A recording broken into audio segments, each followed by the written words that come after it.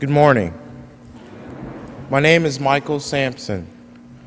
Author Stephen Richards once said, "When you do what you fear most, then you can do anything."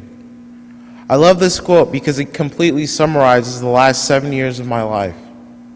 I moved to Indiana the summer coming into the 6th grade, a couple weeks before school started, from Michigan. The only people I knew were my cousins who already lived here and my aunt. So I knew from the get-go that making friends was going to be mandatory for me. When school started, of course, everyone had their friends that they had been friends with since elementary school. And as crazy as it seems, once upon a time, I was a very shy kid and struggled making friends, especially during that year, which really took a toll on me. I still struggle with the same problem early into the 7th grade. On a Sunday, my aunt, a minister at Second Sister Church in Nigeria, asked my mom and I to come to church with her as she delivered a sermon to the congregation. I was reluctant to go, but I obliged.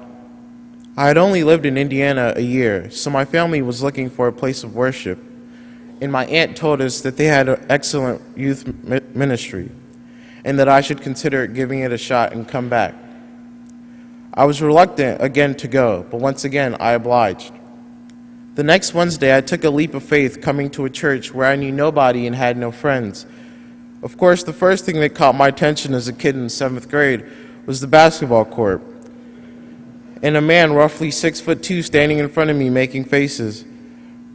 After my middle school session with Stephanie was over, my mom and I met with Brian, and he told me to give it a couple of weeks to see how I liked it. Long story short, I absolutely loved it. I found myself not only coming to church because we had a basketball court, but coming because I was learning so much more about myself, and because I knew when Wednesday nights came around, I could also get away from doing homework. Although I enjoyed the company of all these new friends I was making, I didn't necessarily feel that close to any of them or trust them because I only saw them on Wednesday nights and never outside of church. As summer approached, Brian and Stephanie pressed me to go on a middle school mission trip because it would help me with all the things I had questions about. But I always made up an excuse. I remember in the 8th grade, one of my friends, Maddie Downs, told me to go on the 8th grade mission trip, and I told her I didn't want to go because I wanted to go to summer school. I deeply regretted it after looking at all the wonderful things that they had accomplished that summer. Because of this regret, I decided to attend the mission trip my freshman year in West Virginia, which was an amazing experience. I remember crying on that trip, which was something I hadn't done in a long time because I never felt comfortable enough to do it.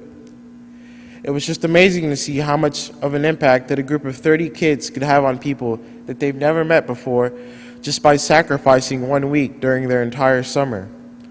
I am so thankful that I took that leap of faith that summer because it really helped me grow as a person. I am so thankful for the excellent Niners staffers that I had my freshman year as well. They mean the world to me. I remember all of their reflection stories like they were yesterday because they struck such a strong chord with me and have definitely had a significant impact on the person that I am today. I am even more thankful for the amazing youth ministry staff that has helped me come out of my comfort zone over the last couple of years and convinced me that I should never be afraid to share my gift with the world.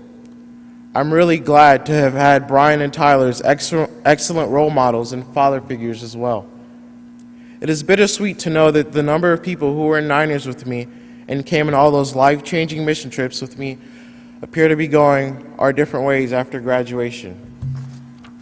But as I attend the University of Colorado to pursue my dreams of being a doctor this fall, I would take the ways that I have experienced the presence of God with and through the loving people in this congregation and share it with the world.